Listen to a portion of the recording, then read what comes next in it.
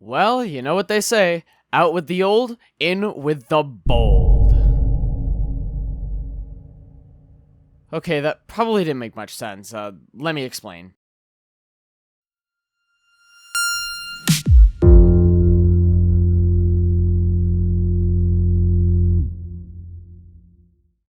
So, what you just saw right there was the newest version of my channel intro, and although I make way too many of these for my own good, I believe the change this time around is a necessary one.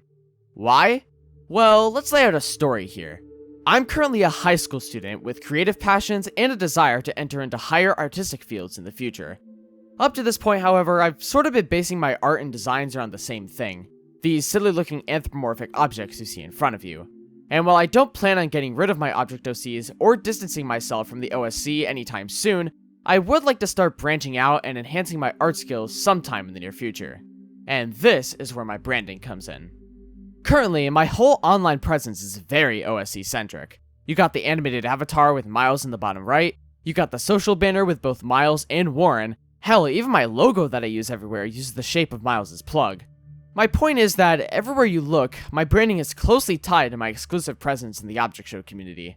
And if I want to branch out, like I said, I think it's time for a major refresh. And what better place to start than my logo?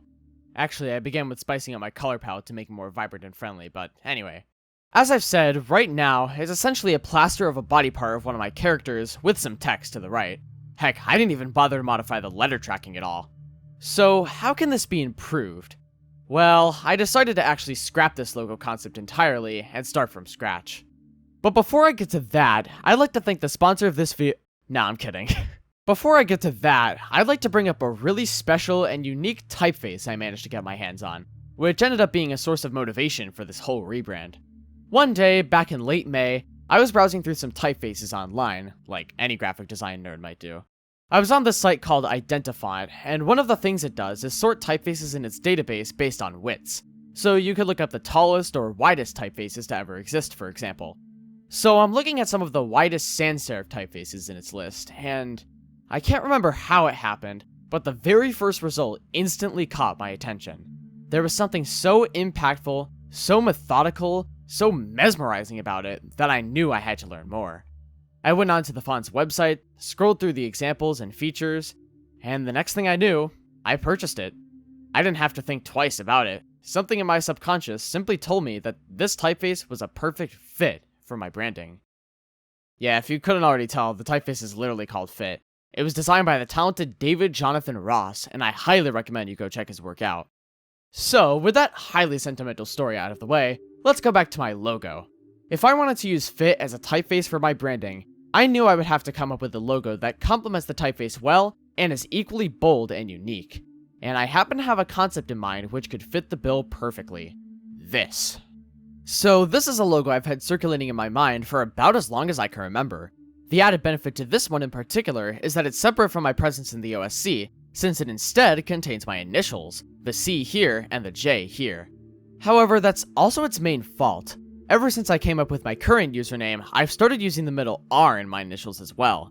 This meant I had to rearrange some things so I could fit the R in somewhere, and after some experimentation, I came up with a pretty ingenious and unique logo design. This. Now, this design is symbolic and organized in quite a few different ways.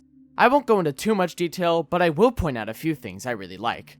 First, these two corners of the outer shapes are sharp, but these two are rounded. Not only does this fit with the aforementioned branding typeface I want to use, but it also helps differentiate the two letter forms from any other possible letter or symbol. See, this is a C and this is a J, and the placement of the rounded corners helps hint at that. Second, this inner shape right here is the R, and I decided to make it a lowercase one so as to make it abstract and not bring too much attention to it. However, this presents an issue of white space in the opposing corner, which would actually hurt the logo rather than represent anything. And this brings me to my third point, the circle. Different from all of the other shapes in the logo, this creates contrast in all of those neat things, and it also becomes almost symbolic. It can symbolize the tail of a capital R, thereby transforming the entire inner area of the logo into one. It can symbolize the well-rounded nature of my content and interests, and most importantly, it can symbolize a light bulb, retaining my bright mindset and philosophy. Overall, the logo is an effective representation of me and my values, and combined with its use of a single color and its 3 optical sizes, it becomes highly versatile as well. So now, with the logo and color palette both finalized, let's briefly talk about typography. As I've mentioned throughout this video, Fit is going to be the typeface used for display type. Basically, any messages I want to convey in an intense, attractive way will use Fit, including the presentation of the Studio CRJ name. Now, this does bring up a predicament where, since the typeface has capital letters only, my name appears as such and loses its separation between the O and C. But I think in this context, it works just fine. Plus, it has the secret benefit of being fully symmetrical when split down the middle of the I. This helps a lot when placing the text at a large size behind the logo, like how it appears in my intro. Now, how about all of the other typefaces I'll use? Well, Syra will continue to be my main typeface for headings, body copy, and other smaller size type applications, with Noto Sans as a fallback for any languages not supported by Syra. JetBrains Mono will be for code and other places where monospace type would be useful. And finally, I'll be introducing another new one for any applications of handwriting or a more friendly aesthetic, Chantel Sans. You probably won't see this one too much, although one place I am currently using it is in a style template I made for Google Docs. So, now that I've covered pretty much everything, I'd like to end this video with some of the imagery I've made using the new brand elements. To start, here's the avatar I'll be using throughout all of my accounts. From what I've gathered, it might suffer a bit in terms of personality or recognizability, but the banners I've made should help to combat that. On that note, here are all of the banners. Notice how the Fit typeface adapts perfectly to each aspect ratio I use it in with its variable width feature. Some of the banners also feature a small logo grid to fill in empty space and create an organized feel, and my main banners, those for YouTube and Ko-fi, feature the Flashmade cast as well as some info about my work. I would have done the same for the other banners here, but since Twitter and Discord like to punch into the banner image with profile pictures, inconsistently throughout all platforms mind you, I just didn't bother. The name should be plenty enough anyway. Well, I think that's about everything I want to show.